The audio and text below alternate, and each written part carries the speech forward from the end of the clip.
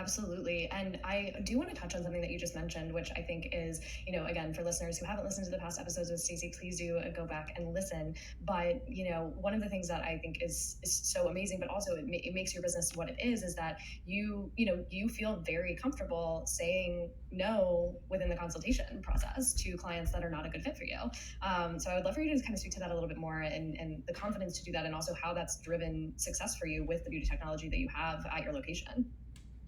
So it is difficult if you think about it just from a wanting to serve and help everyone, right? Like if you come with that feeling of like, this is the magic thing that can help every single person, then I understand why it can be a little bit frustrating or disappointing to tell somebody no.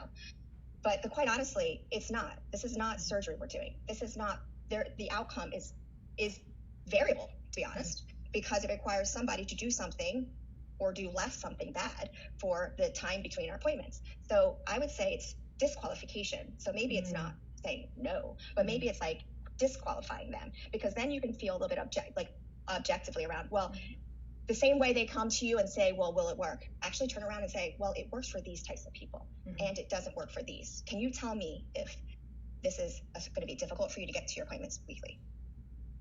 Is it going to be difficult for you to refrain from these habits like sugar before and after our treatments once every 14 days? Is it difficult or, for you to maybe find find ways to improve your water intake? Have you looked at other options? How do you know that this is the right time for you to try this? What other things did you try? Well, I've tried working out. I've tried this. What are the things you're avoiding? Well, I'm avoiding surgery. Well, I'm avoiding feeling terrible longer than I really have been for all these years, not doing something proactive for myself. And it's having that conversation that they're able to qualify themselves. So instead of trying to interview them and hire them as your client, have them, go through this kind of checklist that I just outlined.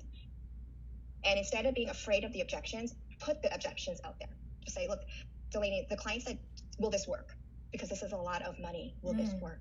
The results I've seen are really good for my clients who are really motivated to do this with us and have chosen us as their partner and are willing to listen and learn with us.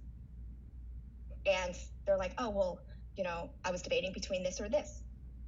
Okay, what did you find out about that other thing or that business? And why is it you're here? Why is it you're here?